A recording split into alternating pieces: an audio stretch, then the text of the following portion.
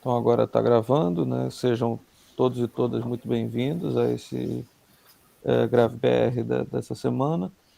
E o nosso palestrante de hoje é o professor Santiago Perliafa, da UERJ.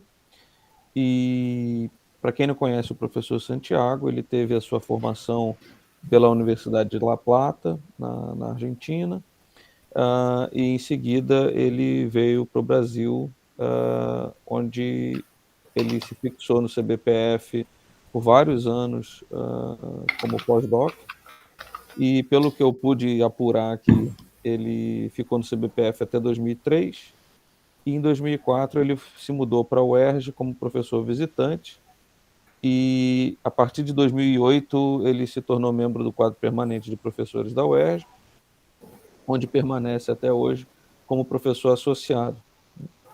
Em 2012, ele realizou um pós-doutorado no México, com o financiamento do Centro Latino-Americano de Física, e ele atua na área de gravitação, com ênfase em física de objetos compactos, astrofísica e cosmologia de teorias alternativas à gravitação de Einstein, modelos cosmológicos com bouncing, com ricochete, né?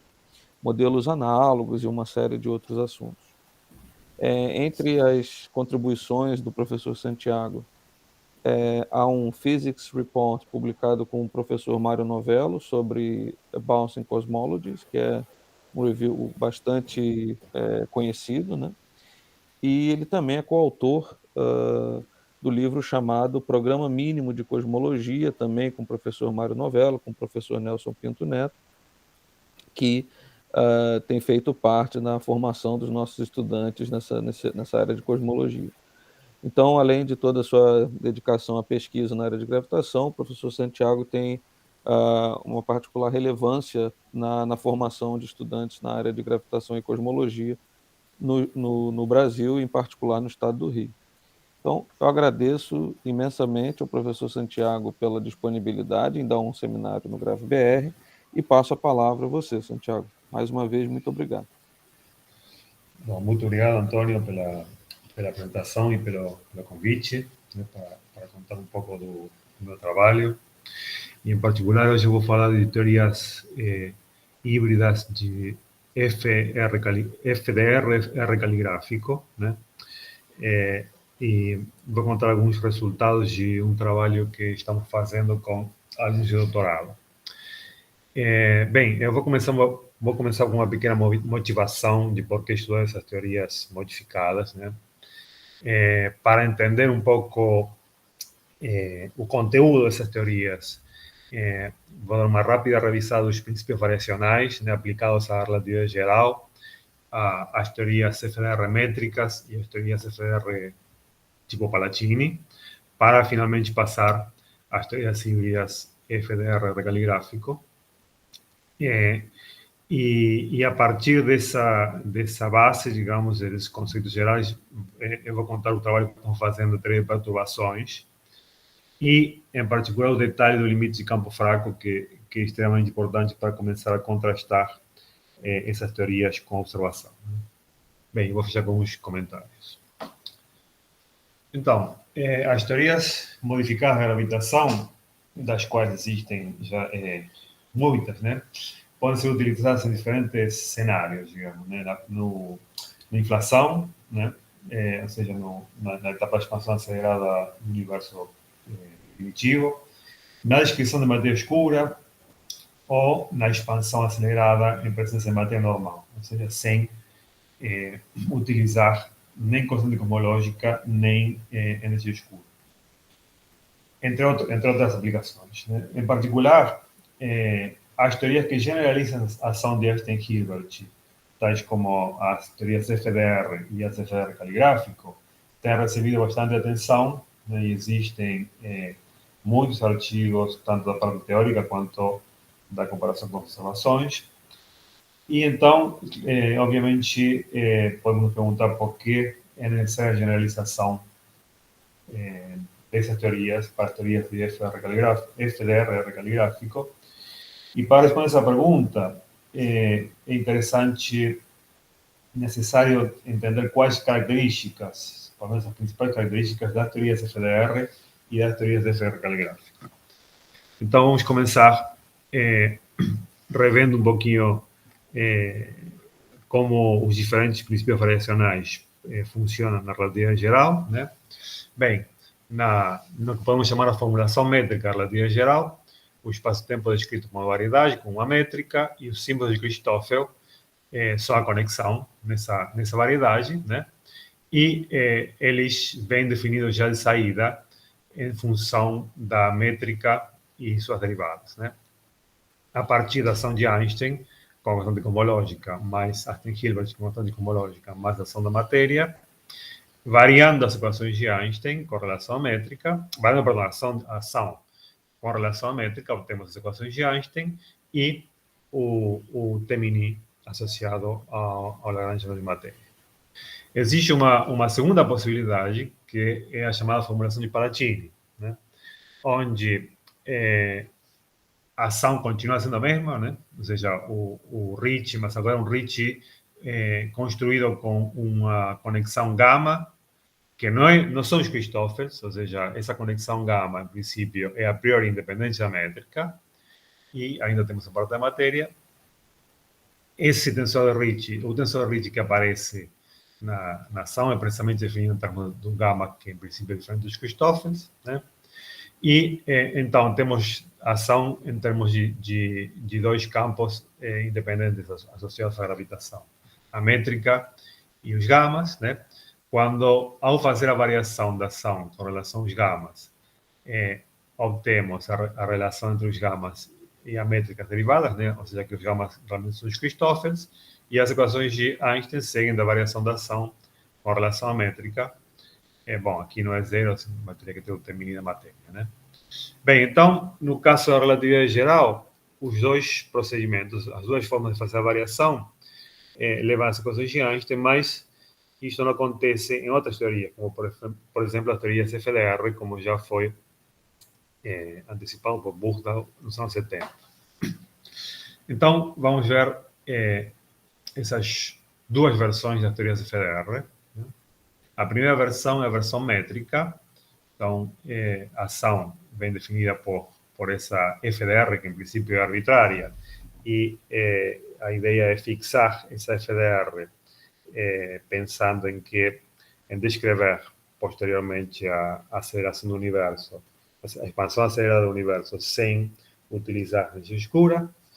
E, mais do ponto de vista das equações de movimento, a variação dessa ação com relação à métrica fornece essa equação de movimento, né, para a métrica, né, em princípio. Vejam que aparecem esses termos aqui que têm derivadas segundas da derivada da f de r com relação a r. O r já tem derivadas segundas da métrica, né? Então aqui aparecem termos de quarto ordem, ou seja, derivadas quartas da métrica. Sim? Então, a teoria FDR métrica é uma teoria em derivadas de ordem maior do que 2, né? Tomando o traço dessa equação, obtemos uma equação diferencial para a escala de curvatura com o traço do tensor de momento como fonte, né? Aqui a conexão, a derivada covariante é definida como a conexão métrica, né? Os seus Christoffels. Bem, e essa relação já de alguma forma sugere que não, de alguma forma, diretamente sugere que o escalar de curvatura, o R, ele tem sua própria equação de evolução temporal, diferentemente do que acontece com, no caso da relatividade geral, onde a relação entre o escalar de curvatura, a traço do tensor de Ricci, e o traço do Temini é uma relação algébrica, né? Em particular, uma relação linear. É possível, então, reescrever essas equações de uma forma um pouquinho mais interessante, né, como foi feito nesse artigo aqui. Essa forma é a seguinte: a partir dessa equação, eu posso construir o tensor de Einstein do lado esquerdo, tudo que sobra passa para o lado direito, inclusive a matéria, né?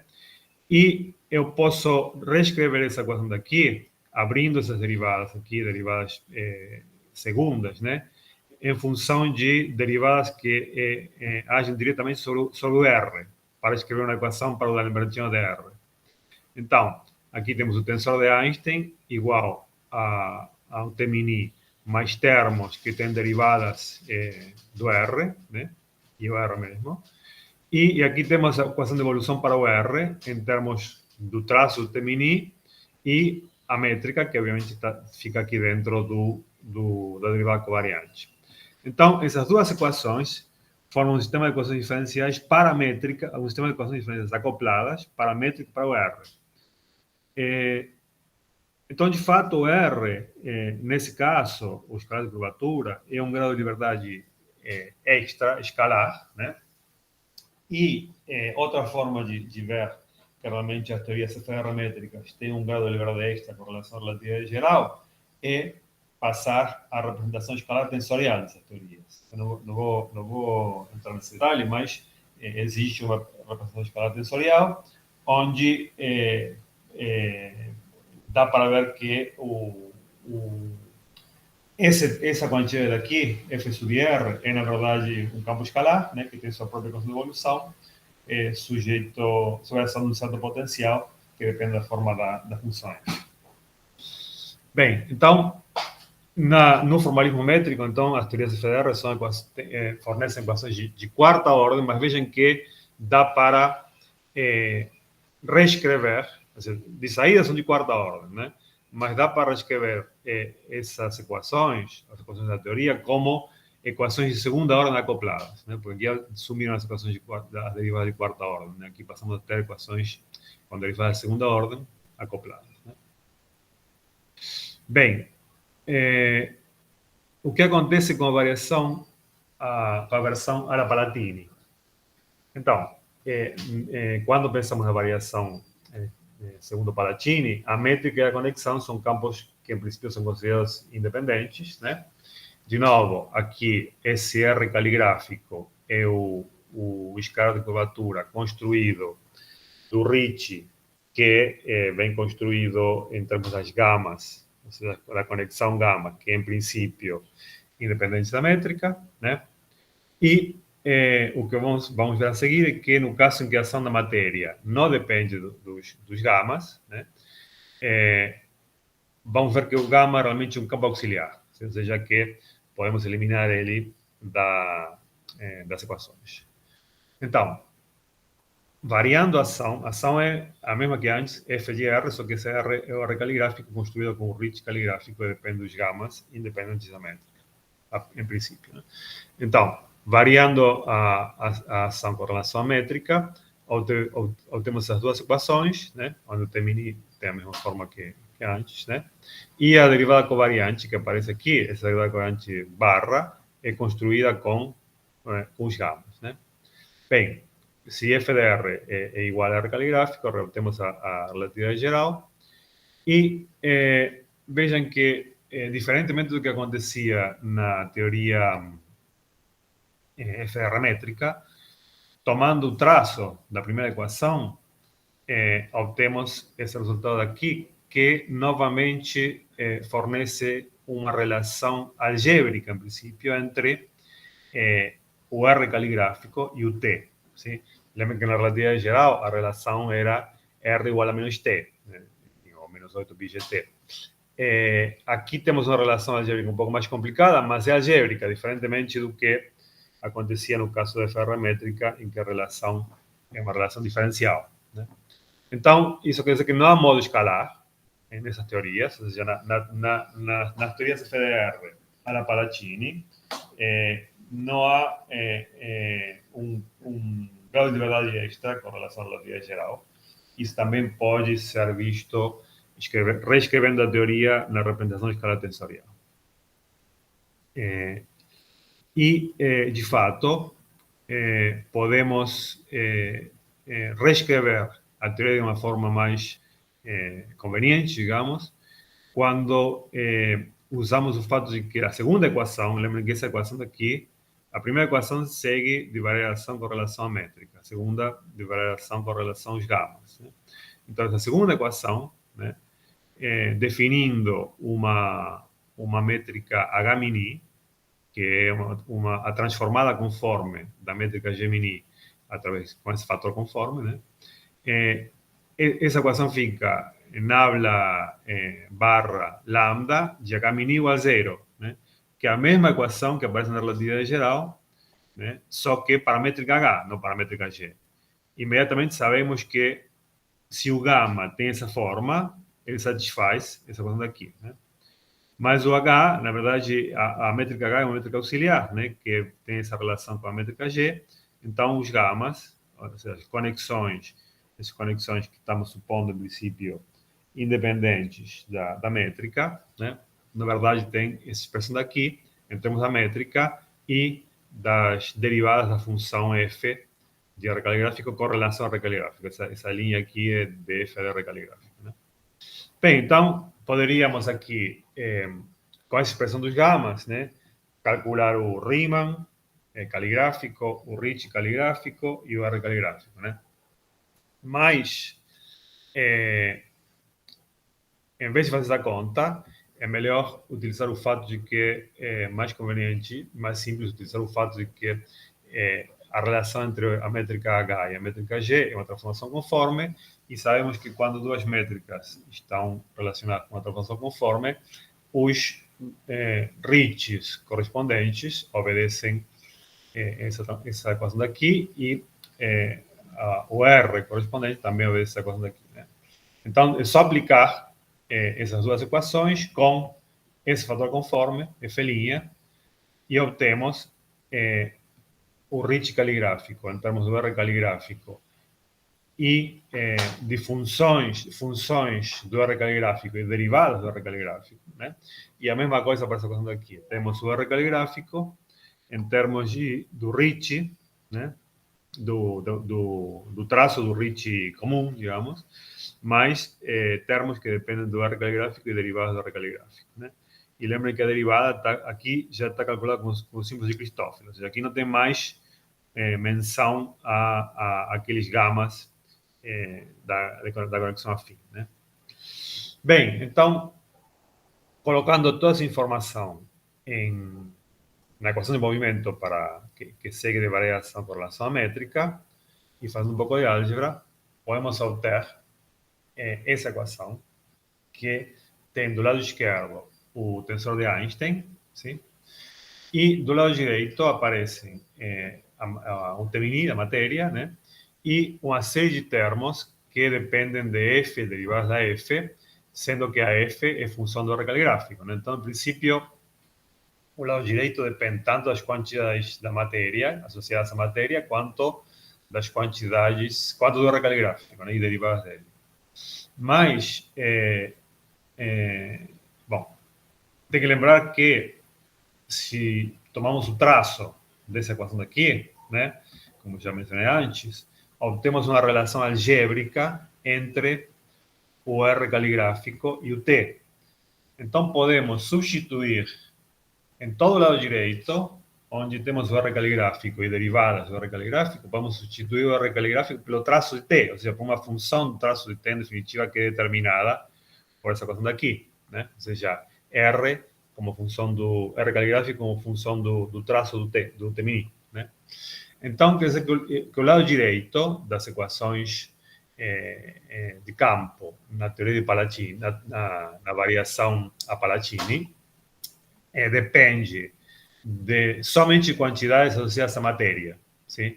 E derivadas. Em particular, vejam que aqui vamos ter derivadas segundas, sim? Tanto, sei lá, se tem um fluido perfeito com ρ e P, vamos ter derivadas segundas de ρ e derivadas segundas de P, por exemplo, e derivadas primeiras ao quadrado, né?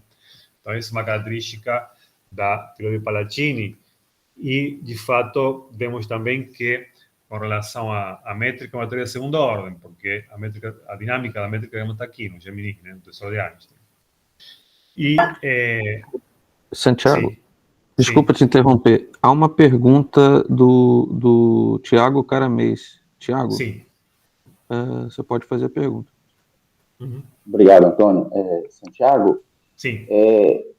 Essas derivadas covariantes que estão aparecendo são construídas com a conexão métrica. Sim. Ok. Sim, conexão métrica. A conexão, a fim já foi eliminada aqui. Tá certo, ok, obrigado. Então, do lado direito, obtemos quantidades, perdão, as quantidades do lado direito dependem só das quantidades associadas à matéria, né? E derivadas primeiras e segundas. Essa dependência com derivadas primeiras e segundas, quantidades associadas à matéria, traz uma série de consequências interessantes, por exemplo, o estrutura estelar, enfim, que já tem sido bem estudados, né? Mas a teoria, de novo, a teoria de segunda ordem, né, correlação métrica, e é uma teoria onde não há um grau de liberdade extra, diferentemente do que acontece com a teoria FDR métrica. Bem, então,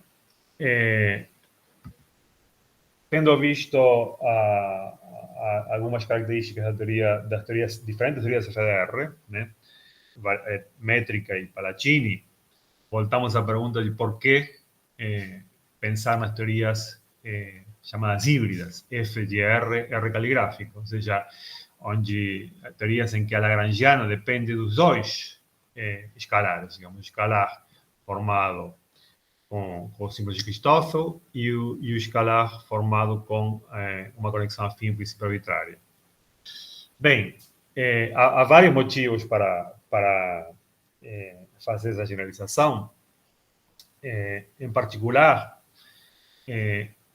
há uma grande quantidade de resultados observacionais que colocam limites muito fortes sobre as FDR métricas e sobre as FDR a la Palaccini, digamos, né?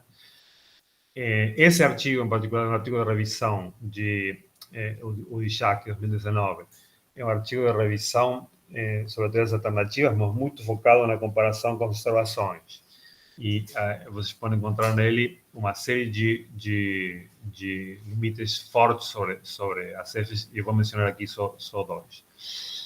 Em definitiva, esses resultados, tanto para as FDR métricas quanto para a Palaccini, indicam que nenhuma dessas teorias oferece uma alternativa real quando comparadas com a relatividade geral massa constante cosmológica. Ou seja, nas diferentes instâncias em que essas teorias foram comparadas, realmente praticamente não há diferença com as predições da relatividade geral massa constante cosmológica, né? Em particular, estou falando das predições cosmológicas, né? O campo forte, digamos, aqui estamos falando sempre da parte cosmológica, ou seja, do limite ultra fraco, se quer, né? Mas no limite forte, onde seriam os efeitos compactos, aí já é outra história, né? Em particular, observações cosmológicas indicam que as teorias FDR são quase idênticas à relatividade geral, né? Por exemplo, nesse artigo de 2014, é obtido esse limite aqui, ou seja, V0 menor do que menos 4, onde V0 é o inverso da massa do campo escalar, né? Lembrem que as FDR métricas têm associadas tem um grau de liberdade extra com relação à relatividade geral, que é um campo escalar. Esse campo escalar tem uma certa massa e essa massa adimensionalizada é o V0, né? Então, existe limite sobre essa massa, né? E no caso das FDR, existe limite também sobre desviações, limites que vêm da cosmologia, né? Em particular da formação de estrutura, etc., para as FDR de Palaccini, né? Aqui o limite não tem a ver com a massa, mas tem a ver com o crescimento das perturbações. No caso das FDR métricas, há um problema ainda mais sério, eu diria, que é o seguinte, que vamos voltar sobre esse problema mais para o final do seminário. As teorias FDR métricas precisam do chamado mecanismo camaleão. O que isso quer dizer? Ou seja, você tem um campo escalar e, em princípio, esse campo escalar incide sobre as predições da teoria, em particular, por exemplo, a nível do sistema solar, né? Então, obviamente, você não quer que as observações nesse limite chamado de campo fraco, né, sejam, ou melhor, que o campo escalar altere os resultados obtidos para esse limite de campo fraco, né? Então, o mecanismo camaleão, digamos, que as teorias CFDR necessariamente têm que ter, ou seja, tem que ser implementada nas teorias CFDR, consiste basicamente em esconder o campo escalar dentro dos objetos que têm uma densidade maior. Então, por exemplo, no sistema solar, você tem o Sol e tem o exterior. Digamos. Então, basicamente, você não quer que o campo escalar incida sobre o exterior do Sol. Então, você esconde o campo escalar dentro do Sol, por falar rapidamente. Para isso, você precisa que o potencial do campo escalar, esse grau de liberdade extra, fique acoplado com a densidade, de forma tal que quando você tem uma densidade maior, o potencial faça com que o campo fique confinado, e quando tem densidade menor, o campo caia rapidamente, por exemplo.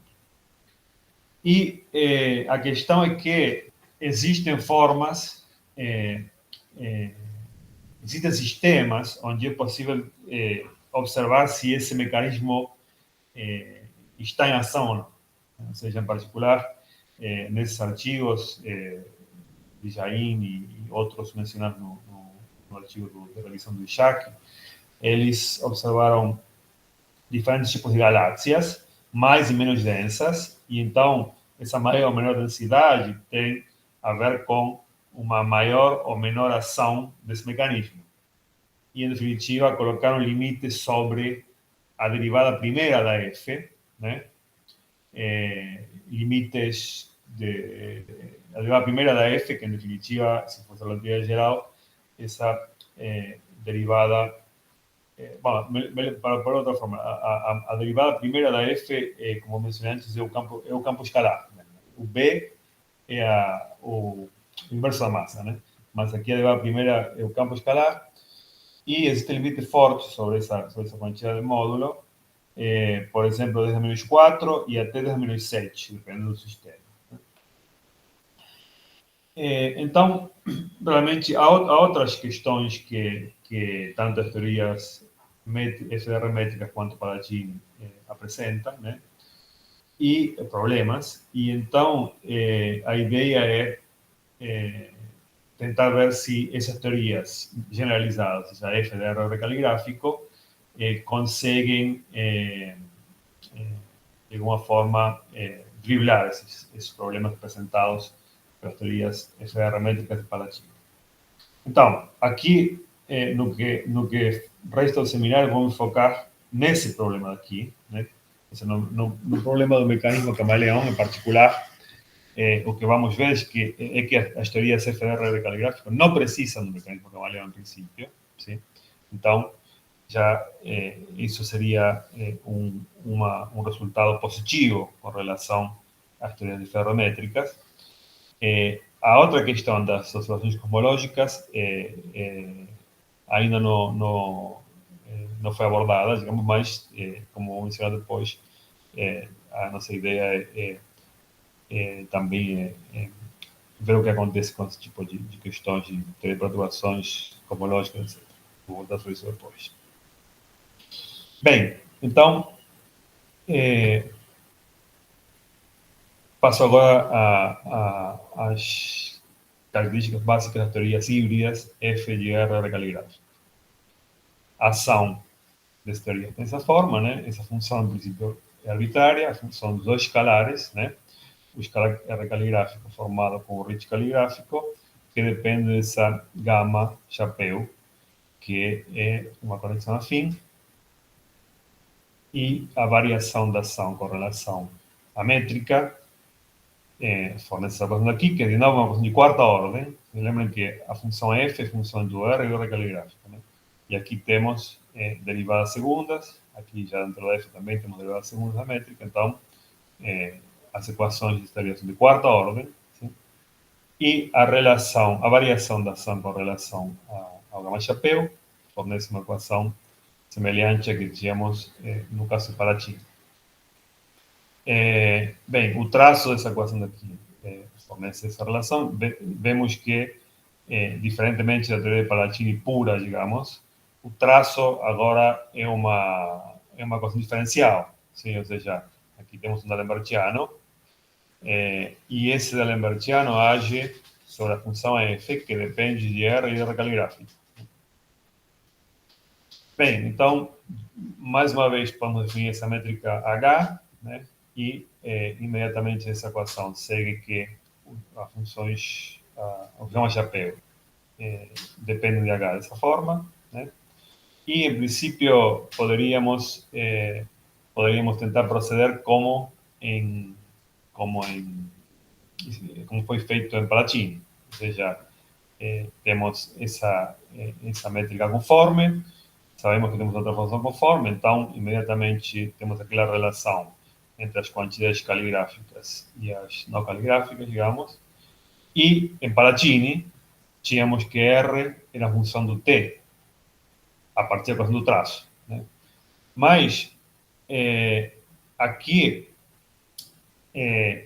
temos o problema de que a equação do traço já não é mais uma equação algébrica entre R e T, mas é uma equação diferencial que vincula R caligráfico e derivadas, né, com o traço do desenho de impulso. E o problema vem, de fato, de que a transformação conforme depende não somente do R caligráfico, mas depende do R também, porque a função f é função dos dois, né? Em definitiva, não é possível fazer como tínhamos feito em Palaccini, que era, nesse caso, tínhamos o R em termos do T, e então podíamos eliminar toda a referência ao R caligráfico em favor das quantidades de matéria. E, em definitiva, isso não pode ser feito aqui, e bom, temos que procurar algum outro método para operar com essas equações, né? Bem, dependendo da área em que se quer trabalhar, é escolhido um método, né? Em particular, existem trabalhos em que, para achar soluções cosmológicas, para mostrar que existem teorias que fornecem expansão acelerada, teorias híbridas, né? O pessoal passa para a representação de escala tensorial, né? Onde é mais fácil trabalhar, e nessa representação fica claro que as teorias híbridas FDR caligráfico têm 2 graus de liberdade escalares, além da métrica, né? Isso também pode ser visto da teoria de perturbações, né? Como vamos ver daqui a pouquinho. Então, no fundo, diferentemente da FDR métrica, da FDR Palaccini, as FDR R caligráfico tem 2 graus de liberdade extras com relação, escalares, com relação à relatividade geral. Então, vamos ver alguns resultados de teoria de perturbações em teorias FDR caligráfico. Então, os resultados que vou mostrar daqui a pouco são parte do trabalho que estou fazendo com Gustavo Melgarejo e Jonathan Ramírez, são alunos de doutorado da UERJ. Bem, a teoria de perturbações é fundamental, né, para entender o limite de campo fraco, que é o que vamos estudar aqui, e a produção e propagação de ondas gravitacionais, na qual já estamos trabalhando, mas ainda não temos resultado definitivo. Bem, então, as equações que precisamos perturbar são a equação de campo, né, junto com o traço, e a equação da conexão afim, né? Sendo que aqui essa métrica G chapéu é transformada conforme a métrica G. E o objetivo é fazer uma perturbação da métrica com relação a Minkowski, né, a perturbação H-mini, e o objetivo é obter equações que determinem H-mini.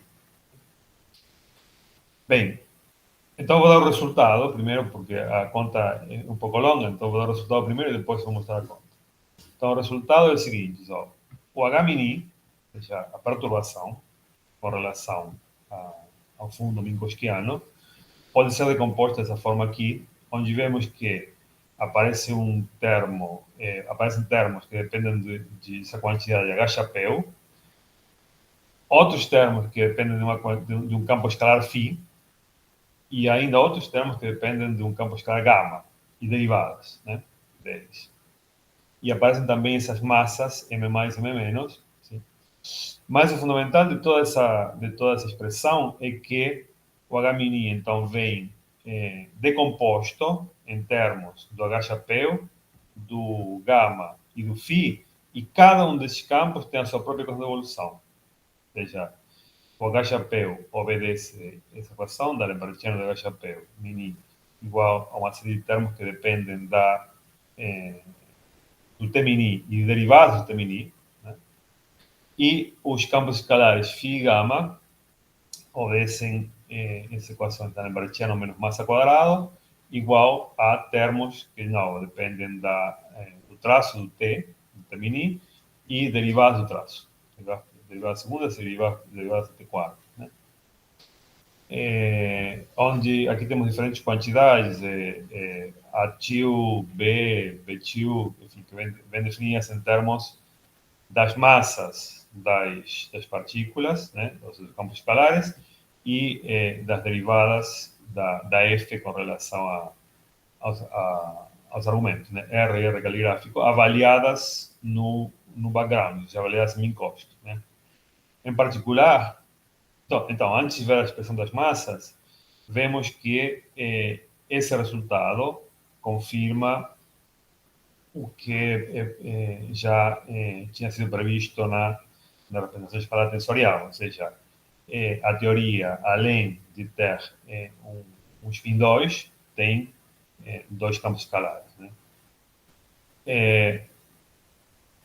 As massas dos campos escalares têm essa forma, ou seja, são massas que dependem da F e suas derivadas com relação aos diferentes argumentos, né, R caligráfico, avaliadas no espaço-tempo fundo, que no caso é Minkowski. Né? Bem, então, esse é o resultado. Agora vou mostrar um pouco as contas, como chegamos nesse resultado.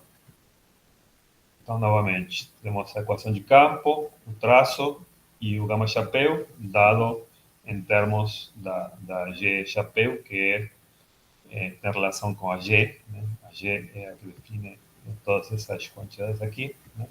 Através desta formação conforme.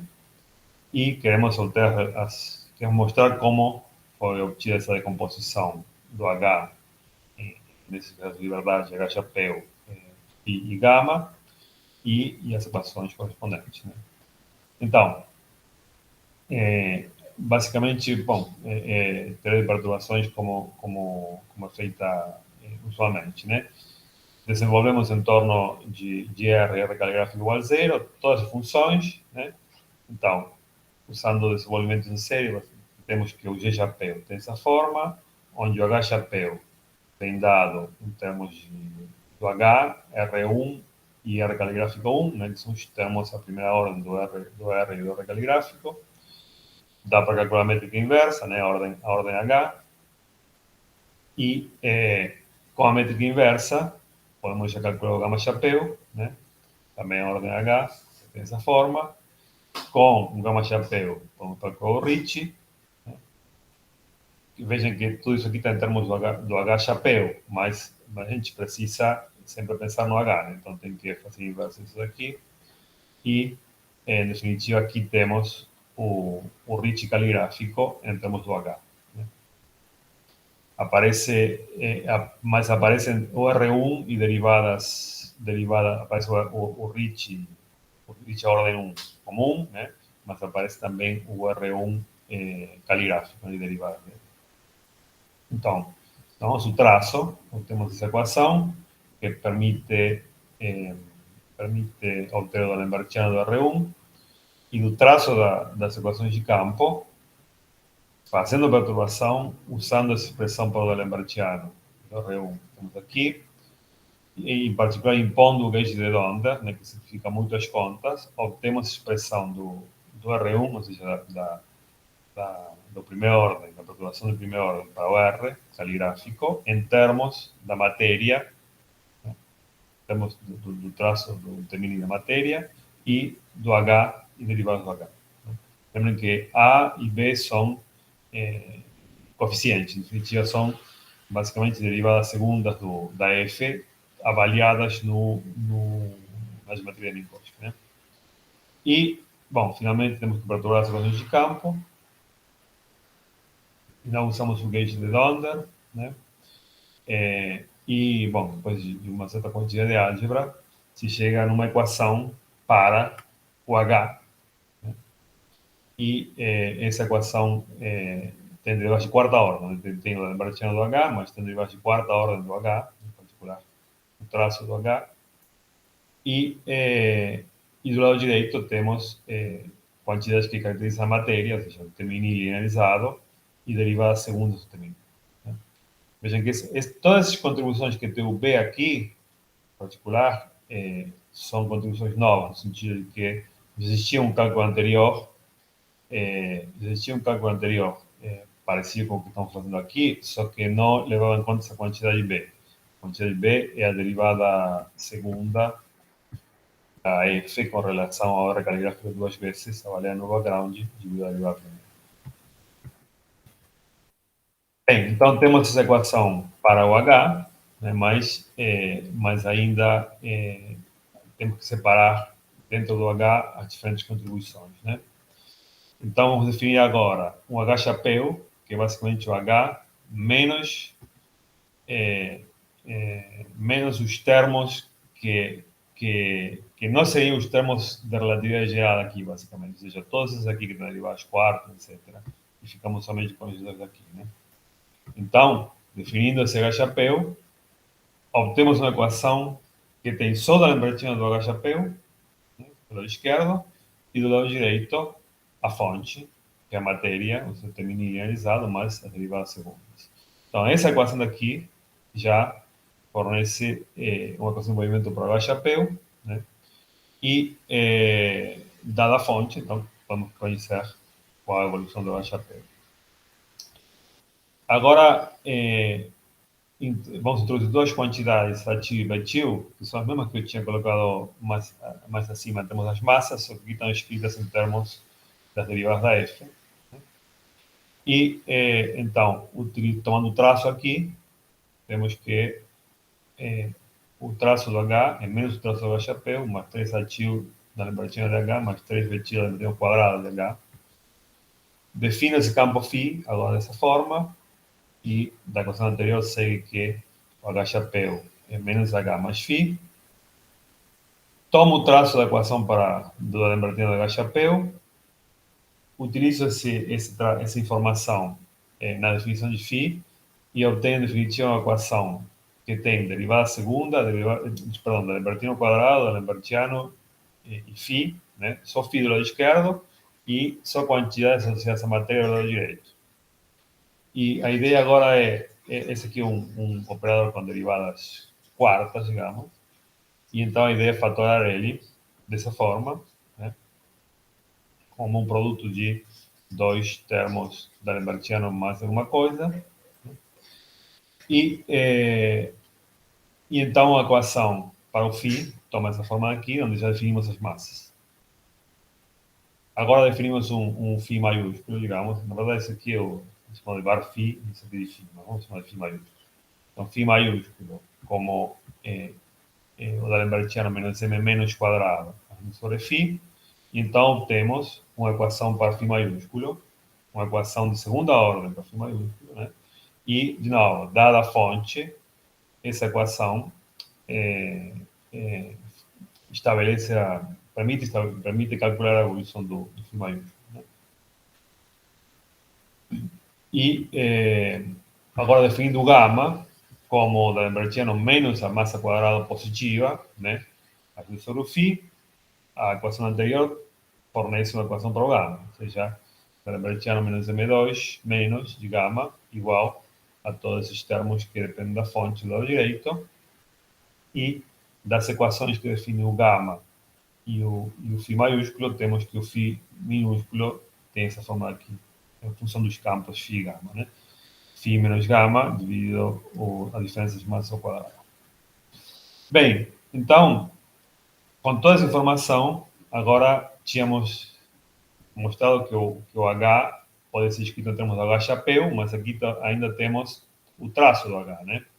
E vamos eliminar esse traço do H chapéu, do H em termos do H chapéu e do φ. E o φ é colocado em termos do φ maiúsculo e do gama. E fazendo toda essa conta, chegamos no resultado que eu mostrei alguns slides atrás. Ou seja, a decomposição do H em termos do H chapéu, do gama e do φ. Bem, então, essa conta mostra que realmente a teoria contém, além do spin 2, os dois graus de liberdade escalares com massas M mais e M menos, que tem essa expressão aqui, e essas massas vêm dadas em termos das derivadas da X, né? Avaliadas no fundo. Bem, então, vamos passar agora para o limite de campo fraco.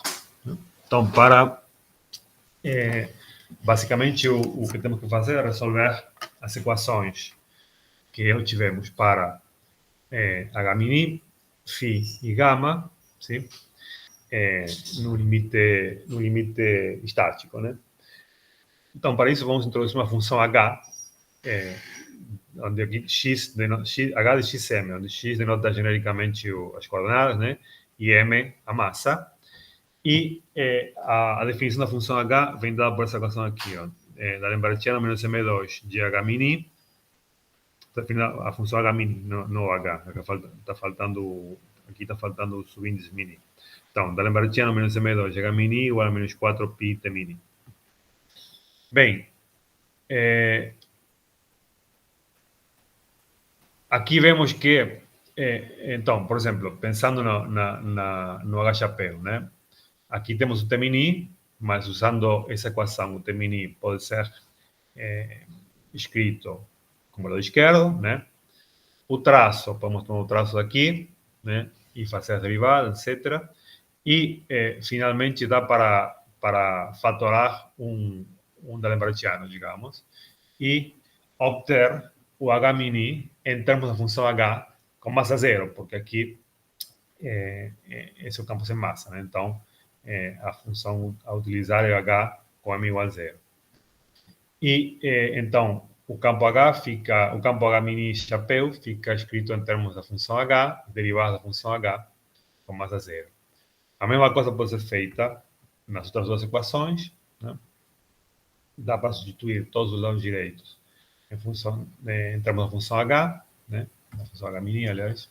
Bom, aqui aparece, como aqui temos o traço somente do lado direito, aparece só o traço da função H mini, ou seja, H, né?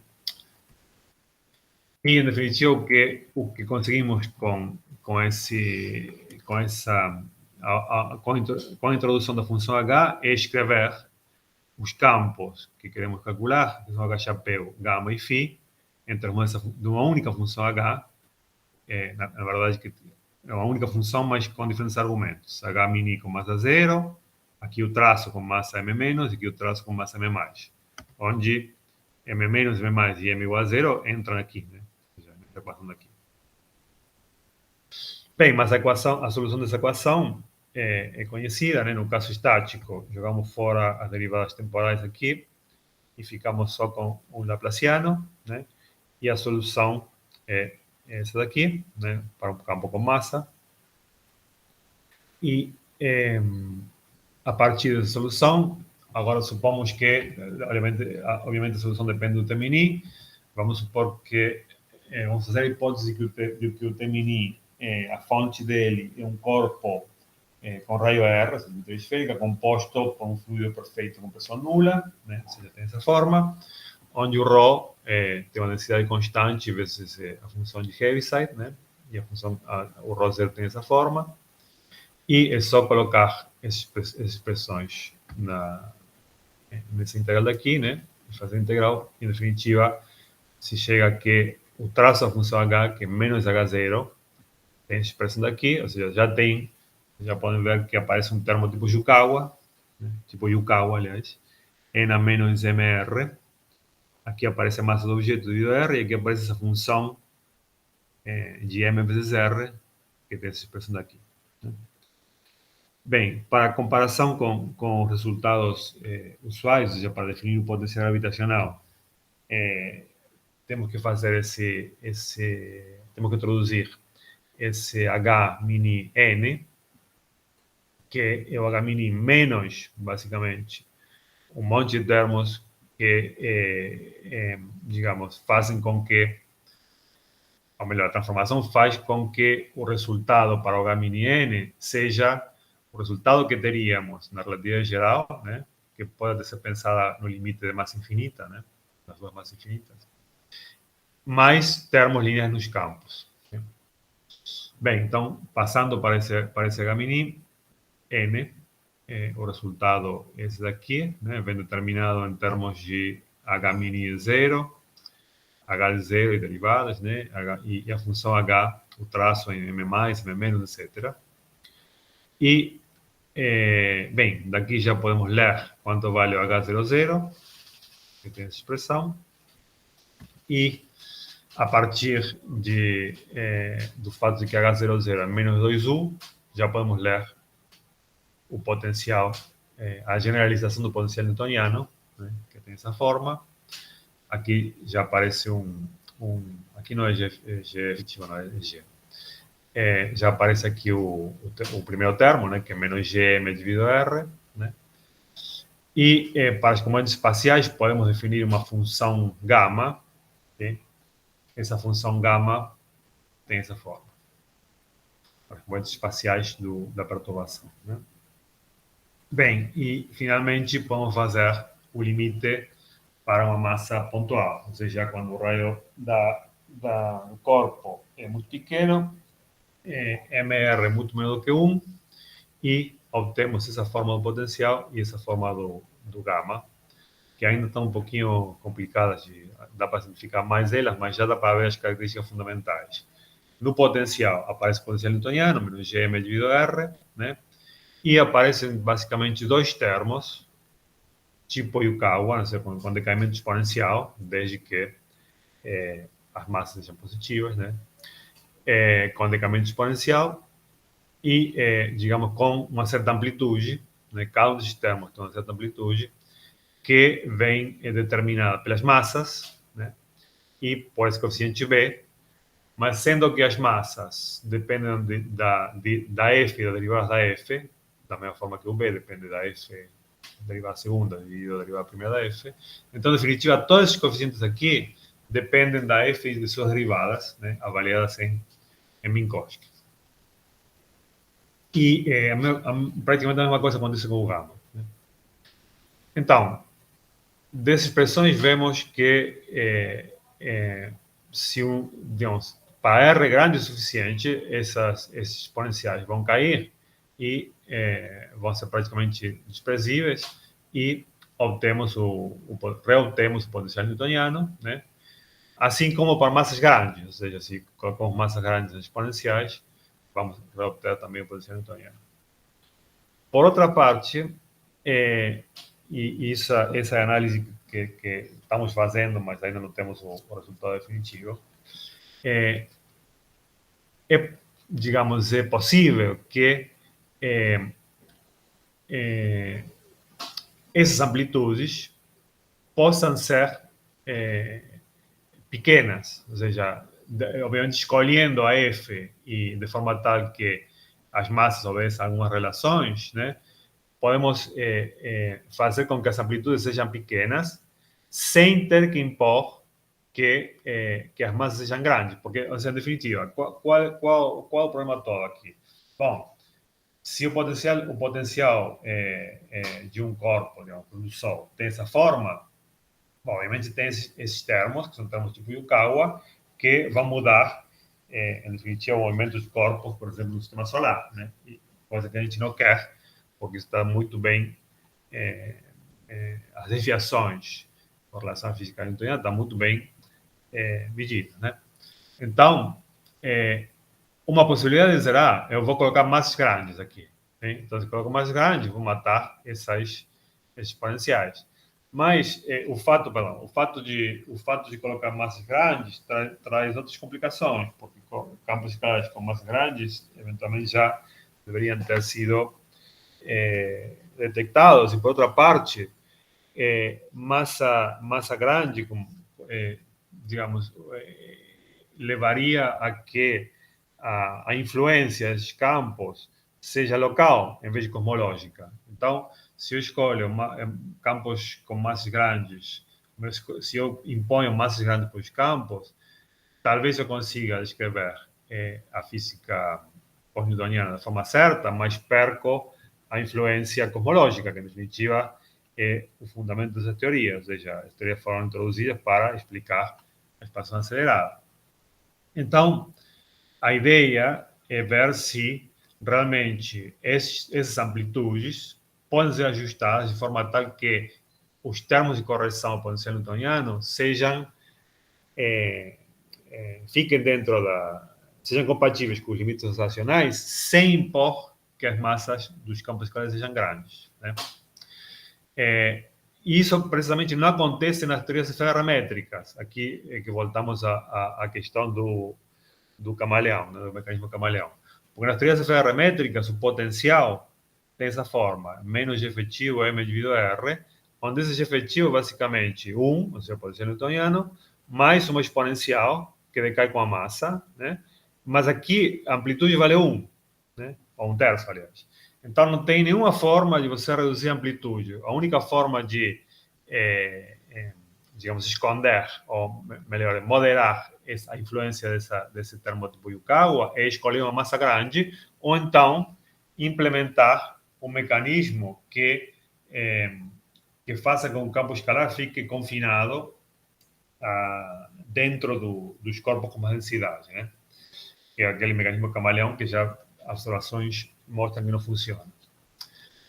Bem, e finalmente, uma outra questão interessante, que o sinal desses termos, tipo Yukawa, depende das massas, né? Ou seja, a forma específica da F e suas derivadas, avaliadas na geometria Minkowski. Então, em princípio, não poderia ser que essas correções sejam atrativas ou repulsivas, né? Dependendo do sinal, em definitiva, que cada uma delas tenha. Bem, então, para concluir, obtivemos o limite de campo fraco das teorias FDR caligráfico e o nosso resultado generaliza resultados obtidos anteriormente, no sentido de que os resultados anteriores não dependiam dessa... melhor, os resultados anteriores foi feita a hipótese que essa quantidade B é igual a zero. Aqui vemos que quantidade B diferente de zero dá uma margem de manobra maior, em princípio, para modificar as amplitudes dos termos tipo Yukawa, né? Então, diferentemente das teorias FDR métricas, as FDR caligráficas oferecem, em princípio, a possibilidade de descrever observações no regime de campo fraco sem impor que as massas dos campos sejam grandes, né? E, em princípio, sem impor também nenhum mecanismo de confinamento. Bem, então, falta, obviamente, estamos trabalhando agora na análise desses resultados, no sentido de comparar os resultados com as observações, né? E, em particular, temos também que impor a condição de que a massa quadrada dos campos escalares seja positiva, né? Se a massa quadrada é negativa, aparecem vários fenômenos descartados pela observação, em particular essa função f que aparece aqui passa a ser oscilatória, enfim. Então, realmente é preciso impor que a massa dos campos quadrados seja positiva. E bem, então o primeiro passo é ver quais os limites impostos pela observação sobre a teoria no limite de campo fraco. Uma segunda questão que estamos estudando também é a produção de ondas gravitacionais, né?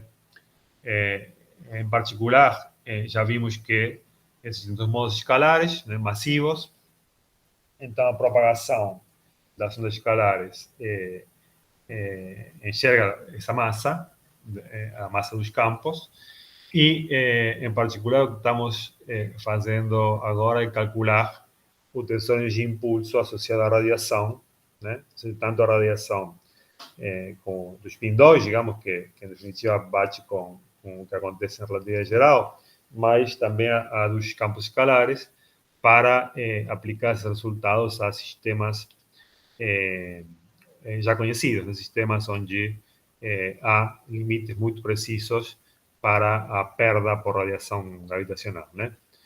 E, finalmente, é preciso voltar, ou melhor, é preciso fazer o cálculo, que não foi feito ainda, das perturbações cosmológicas, para saber se as teorias FDR caligráfico, em definitiva, oferecem realmente uma alternativa à relatividade geral mais lambda, no sentido de que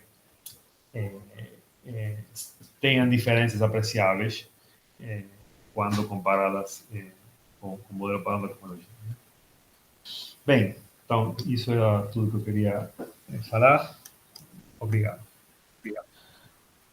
Então, muito obrigado, Santiago, pela sua excelente apresentação. Eu vou convidar todo mundo a agradecer o Santiago antes de nós passarmos para as perguntas. Então, obrigado, Santiago.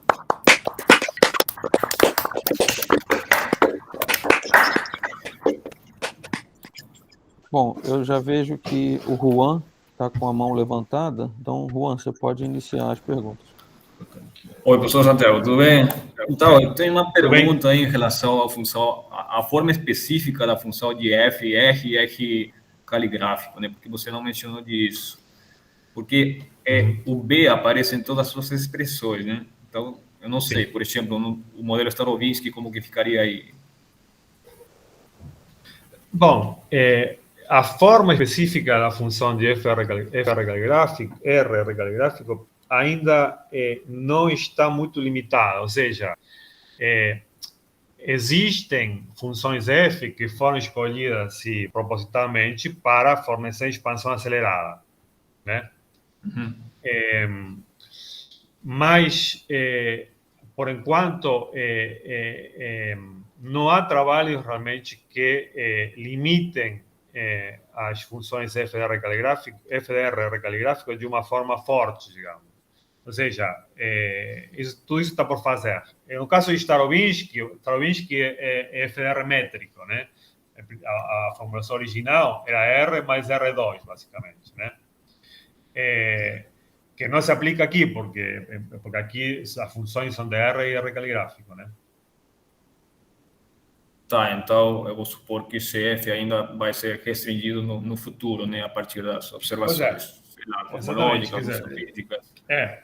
Eu acho que ou seja, ainda falta para entrar nessa fase de dizer, eu vou escolher uma F definida, ainda falta determinar uma série melhor, detalhar uma série de critérios, digamos, né? Acabamos de ver campo fraco. Agora vamos ver, a ideia é ver o que as observações impõem sobre a forma da F e as derivadas da F. Depois, eventualmente, perturbações cosmológicas, positividade da massa ao quadrado, etc, etc. E, uma vez que tudo isso esteja pronto, digamos, isso tem que ser adicionado ao fato de que você quer que a F produza expansão acelerada, né? E aí, então, que a F vai ficar, a forma da F vai ficar um pouco mais, digamos, limitada, determinada. Eu só fiquei curioso porque eu trabalho com objetos compactos, né, estrelas compactas, aí, então se eu quero, por exemplo, aplicar isso a nível astrofísico, vou precisar da forma específica de F. Mas tudo bem, eu acho que ainda tem muito trabalho pela frente. Mas eu entendo, e de fato, mas essa é uma outra questão que eu acho interessante e que eu estou trabalhando também mais com outros alunos, que é o limite oposto, o limite de campo forte. Aqui estamos pensando em aplicações da cosmologia, onde é campo ultra fraco, digamos, mais fraco. mais do limite de campo forte, você também pode dizer, bom, vamos ver o que acontece se eu considero estrelas de nêutrons, digamos, com as teorias. Mas aí tem que ter um critério para você escolher a F. Tem que ter um critério, mas é um critério que vai vir já, deve vir por outras questões, não pelas questões que estamos discutindo aqui. Isso. Tá bom, tá bom. Obrigado, professor Santiago. Certo. Obrigado, Juan e Santiago, pela discussão. Agora, o próximo a perguntar é o Júnior Toniato.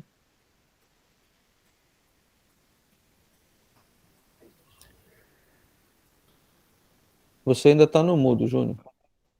Agora sim, vocês me escutam? Sim. Certo. Oi, Santiago.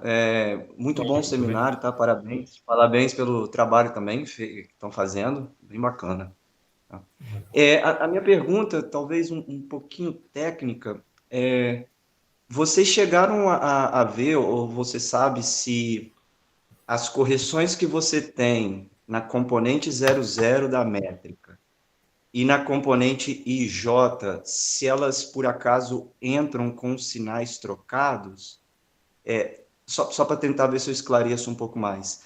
Na F de R métrica, que aparece o potencial newtoniano, mas também aparece o potencial de Yukawa, como você mostrou, no H de 00, o potencial de Yukawa entra com sinal positivo, mas no HIJ ele entra com sinal negativo.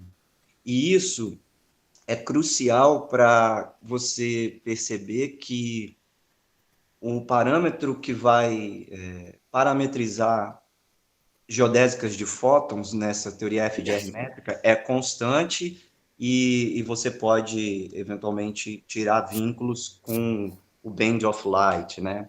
Aí a minha curiosidade é porque a sua forma final da sua perturbação de campo fraco, ela é bem parecida, assim, o que aparece essencialmente são termos de Yukawa, né? Mas tem dois, porque você tem duas massas e tudo mais. Mas a minha pergunta era se, por acaso, vocês conseguiram perceber se esses sinais também vêm trocados. Bom, na verdade não.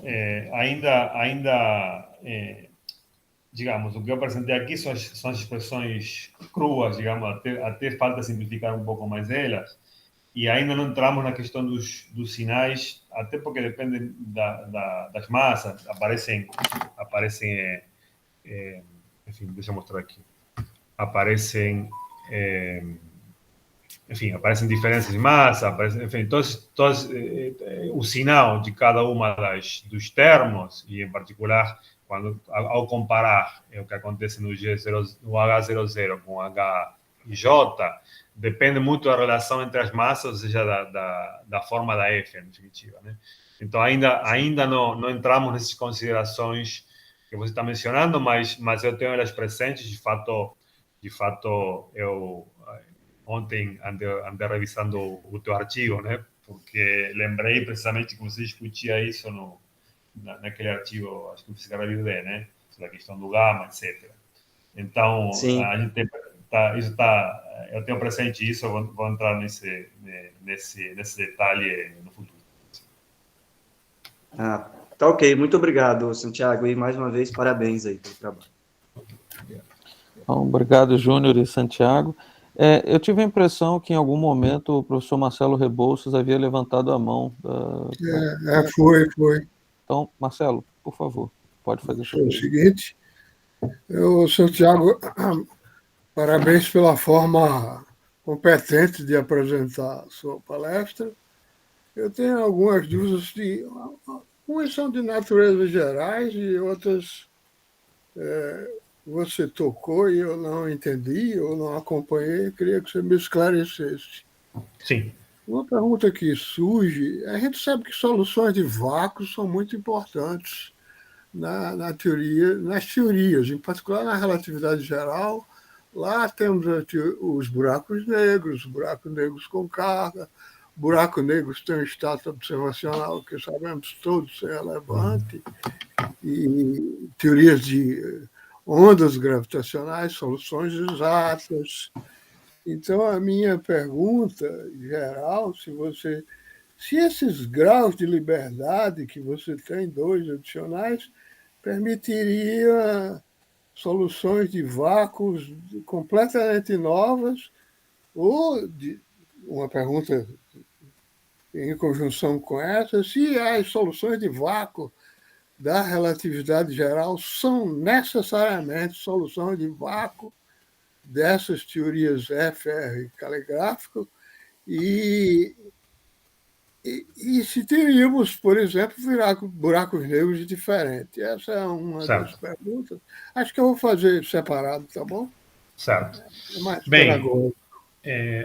sim, com relação à pergunta de se as soluções de vácuo da relatividade geral são soluções das teorias F híbridas, digamos, existem trabalhos onde são obtidas condições suficientes para que isso aconteça.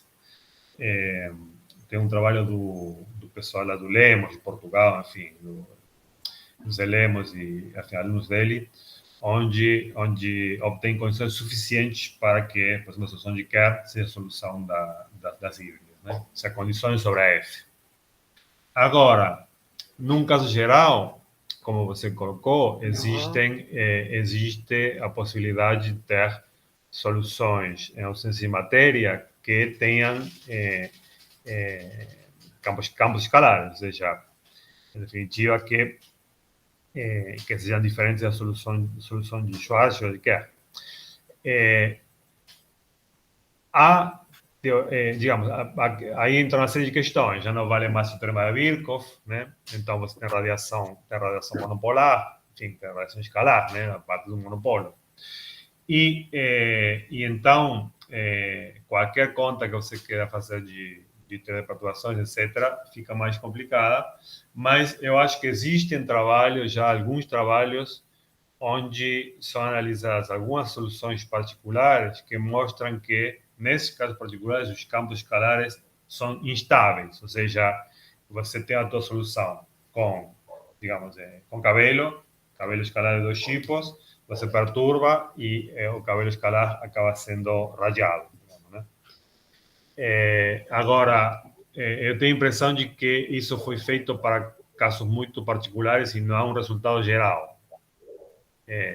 Mas, enfim, é isso que eu posso dizer com relação à tua pergunta. Não sei se eu posso resumir que, potencialmente, é possível ter soluções distintas da relatividade. Sim. E black holes distintos. Sim.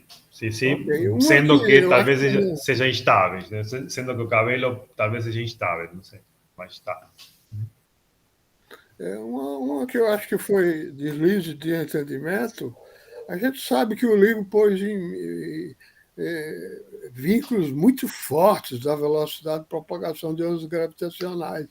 Eu entendi do seu seminário que essa comparação com os dados do LIGO, que aponta essencialmente que é 1/10⁻⁻, a velocidade de propagação das ondas gravitacionais. Isso é uma coisa que ainda não foi investigado no contexto de F caligráfico. É isso que eu entendi, correto? Não, na verdade, ou seja, como você tem basicamente o spin 2 e os modos escalares, esse vínculo que vem das ondas gravitacionais é só sobre o modo spin 2. Ou seja, o LIGO não vê, pelo que eu entendo, não vê os modos escalares que são longitudinais, só vê os modos transversais, ou seja, os modos associados ao spin 2. Então, o limite da velocidade, pelo que eu entendo, tem a ver com o modo spin 2. Existem outras questões associadas aos modos escalares, né? Que já não tem a ver tanto com a velocidade, mas com a perda de energia. Ou seja, se você tem um sistema que está bem descrito por essas teorias, sei lá, o pulso binário. Bom, em princípio, esse sistema estaria radiando energia gravitacional, não somente através do modo spin 2, mas também tem os canais de decaimento escalares. Então, a perda ou melhor, a variação do período, no caso do pulso binário, seria diferente. Então, isso botaria limites sobre provavelmente a massa dos campos escalares. Mas, com relação à velocidade, eu acho que a velocidade tem a ver com a parte tensorial. Não tenho certeza, 100% de certeza, mas acho que é isso. Desculpa, não ouvi o final. Não tenho 100% de certeza, mas acho que é isso. Ou seja, a velocidade, esse limite que você está dizendo, acho que tem a ver com a parte de escala, com a parte tensorial. Mas, enfim, talvez não tenho 100% de certeza de que isso seja realmente assim. Eu não sei se eu tenho um sentimento errado. Eu esperaria que os modos de polarização das ondas gravitacionais não sejam só dois nesse contexto dessas teorias. Isso é uma pura expectativa. Como é que você sente? Qual é a sua expectativa a esse respeito? Não, esses cálculos a gente já está fazendo também, e realmente a situação é um pouco diferente do que acontece nas teorias ferrométricas, por exemplo. Você tem você vai ter os modos de polarização associados ao spin 2, que continua sendo 2, e tem mais dois modos de polarização, mas são longitudinais, não são transversais, que são os associados aos dois campos escalares. Mas transversais só tem os spin 2. Ou seja, dois modos. Uhum. Deixa eu fazer a última pergunta. Desculpa, tantas perguntas. Não, tudo bem.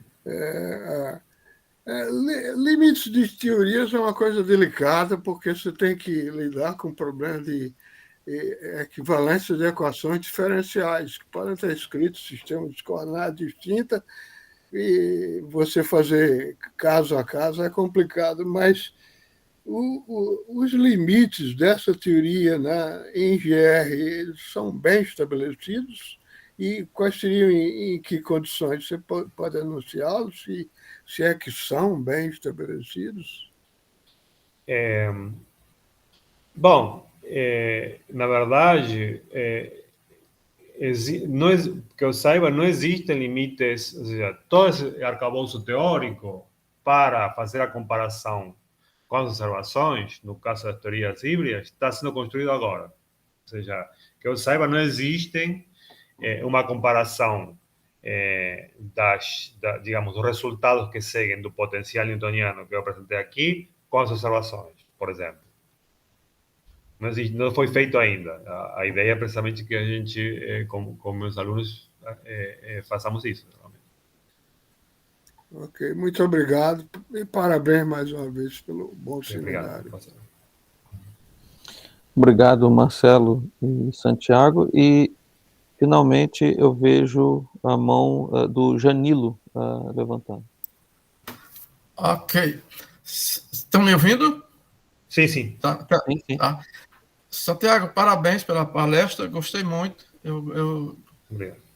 Eu sou me interessa há um bom tempo por essas teorias modificadas. E a minha pergunta tem a ver com a coisa mais substancial, que você colocou até no começo, que é surgiu um artigo, acho que é de 2007, está aqui, 2007, do Gonzalo Olmo. O Gonzalo Olmo é um cara que trabalha há bastante tempo nessas teorias. Não sei se você conhece ele. É um espanhol. Conheço. Uhum. Ele publicou um artigo, o título é assim... Desculpa, violação. Deixa eu só interromper para refazer a propaganda que eu fiz no começo, que o Encontro Nacional de Física de Partículas vai acontecer em Niterói no dia 26 de setembro, a partir do dia 26 de setembro, agora na encarnação do Encontro de Primavera da SBF. E o Gonzalo Olmo vai ser um dos plenaristas do evento, então só aproveitei a oportunidade. Certo. Muito bom. Pois é, ele publicou um artigo no Physical Review Letters. O título é Violação do princípio da equivalência em teorias de gravidade modificada. Né? O princípio da equivalência, todo dia sai todo dia, não, mas quase todo mês, sai um trabalho com experimental comprovando a validade do princípio da equivalência com precisão cada vez maior. E ele diz, nesse trabalho dele, na realidade, o que eu li o trabalho, né, ele diz que quem viola o princípio da equivalência é a teoria de gravidade modificada, FDR, na formulação do Palatini. Né? Ele se restringe a isso. Ele diz que ela viola o princípio da equivalência. Eu não sei. Agora, como você está nessas teorias que é mista, né? Você sabe o que você diria sobre isso? Essa violação é possível ser evitada? Eu não sei se você conhece esse artigo que eu falei. Debo ter visto en algún momento, no lembro los detalles, no. Lo que eu posso comentar, não sei se o artigo se refere ao que eu vou comentar, mas existe uma questão que tem a ver com a formulação de todas as teorias, FDR métrico, Palacini, híbrido, todas essas, a formulação de cada uma dessas teorias em o que se chama diferentes frames, né?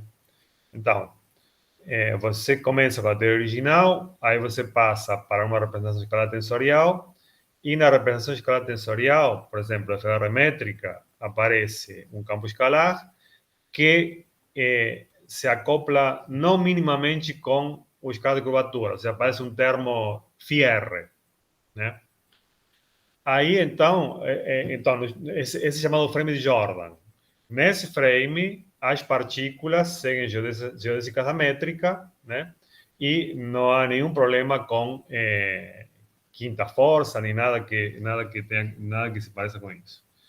Agora, se você passa essa teoria, a teoria ferrométrica do frame de Jordan, faz uma transformação conforme e passa para o frame de Einstein, quando você passa para o frame de Einstein, ao fazer a transformação conforme, a métrica, como aparece no setor da matéria, ganha uma dependência com o campo escalar. E aí, se você calcula as geodésicas da nova métrica, que é a métrica transformada conforme, essas geodésicas parecem que estão aceleradas por causa do acoplamento com o campo escalar. E aí você pode dizer, então você vê que o princípio de equivalência é violado. Digamos, né?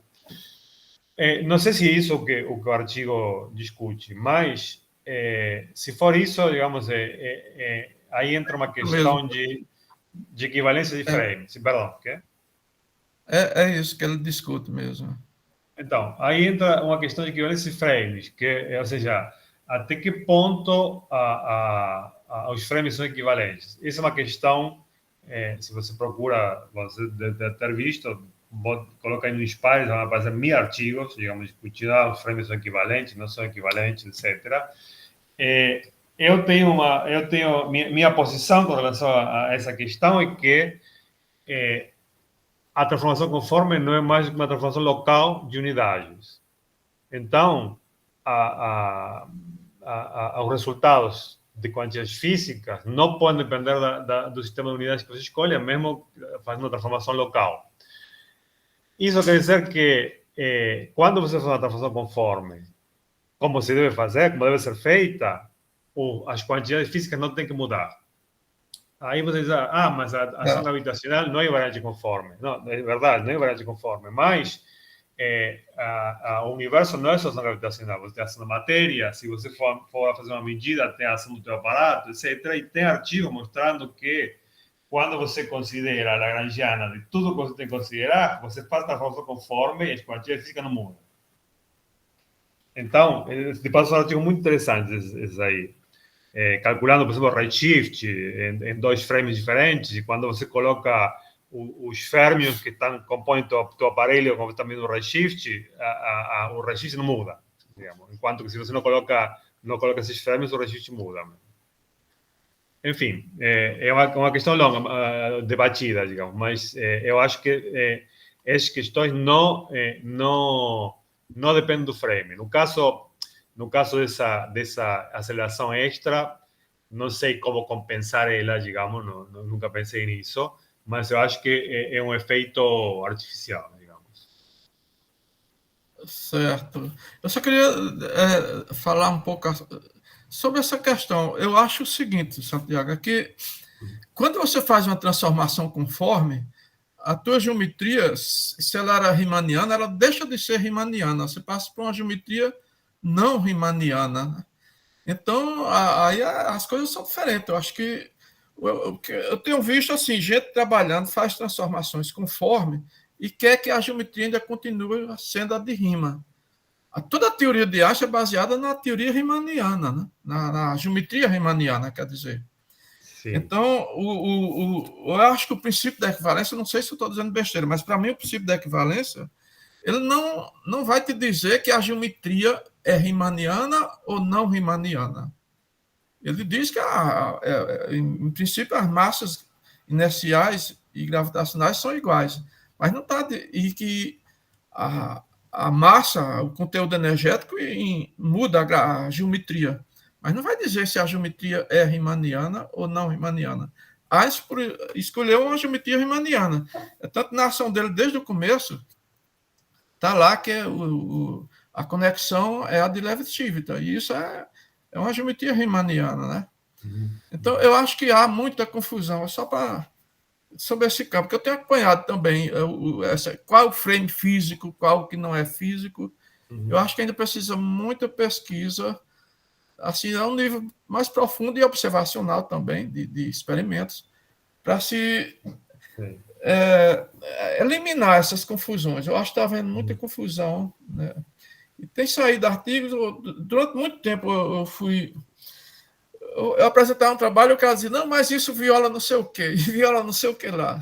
Era complicado, eu estava entrando nessas teorias e eu ficava sem saber responder.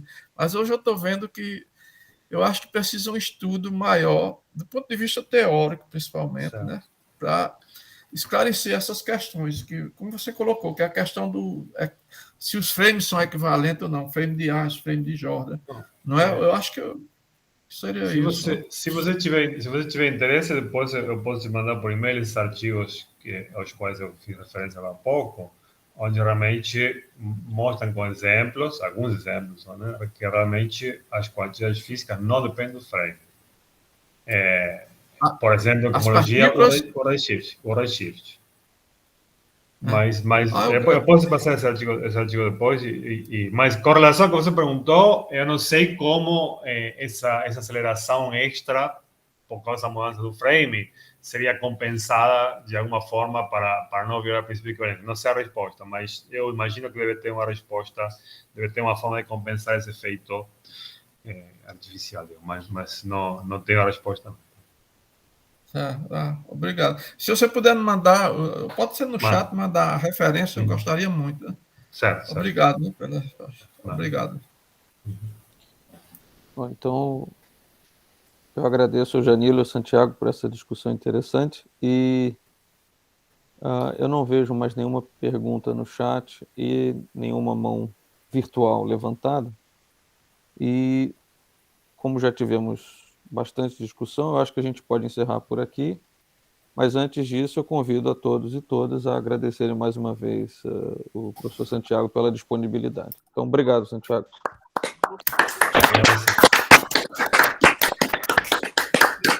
Obrigado. Então, vou encerrar a gravação. Obrigado, Antônio. Então, ok.